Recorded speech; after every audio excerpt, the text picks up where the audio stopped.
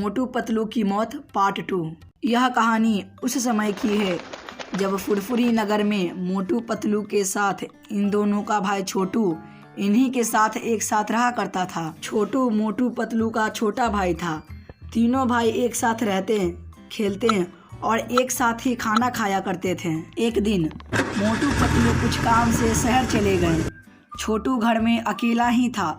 उसी दिन फुरफुरी नगर में एक बाबा जी आए और वह मोटू पतलू के घर के बाहर रुक गए। बाबा जी ने कहा, बहुत भूखा हूँ बेटा, कुछ खाने को मिलेगा?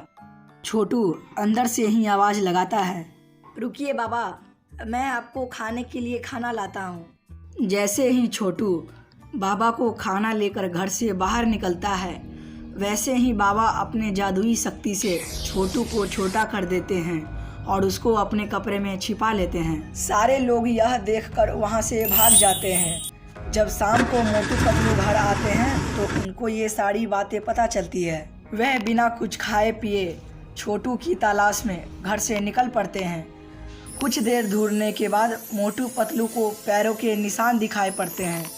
पतलू समझ जाता है कि यह उसी बाबा के पैरों के निशान हैं। पैरों के निशान का पीछा करते करते वह बाबा के ठिकाने तक पहुंच जाते हैं और देखते हैं कि बाबा ने छोटू को पेड़ की डाल से उल्टा टांग दिया है। यह देखकर मोटू को बहुत गुस्सा आती है और वह जाकर बाबा के ऊपर हमला कर देता है। लेकिन बाबा अपनी जादुई शक्ति से मोटू को बेहोश कर देते हैं और कहते हैं, 2 घंटे के अंदर इसकी मौत हो जाएगी, मुझको मारने चला था, हा हा हा हा। तभी पतलू बाबा के पास आके माफ़ी मांगने लगता है। बाबा, मोटू को माफ़ कर दो बाबा, हमसे गलती पड़ गई बाबा। बाबा कहते हैं, तुम्हारा नाम पतलू है? हाँ बेटा, मैं सब कुछ जानता हूँ। मैंने ही तुमको यहाँ बुलाने के लिए तुम्हारे छोटे भाई को लाया था और रास्ते में अपने पैरों के निशान भी छोड़े थे ताकि तुम यहाँ तक पहुँच जाओ। यह सब मेरी ही साजिश थी। पर क्यों बाबा? आज से 5 दिन पहले मुझे जंगल के अंदर एक जादुई बक्सा मिला। उसके अंदर एक मणि थी। तो क्या बाबा, आपने मणि निकाल लिया?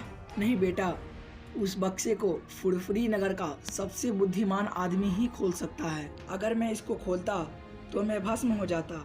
लो पतलू, ये बक्सा खोल दो। पर बाबा, आप मेरे दोनों भाइयों को पहले की तरह जिंदा कर देना। पतलू बक्सा खोल देता है।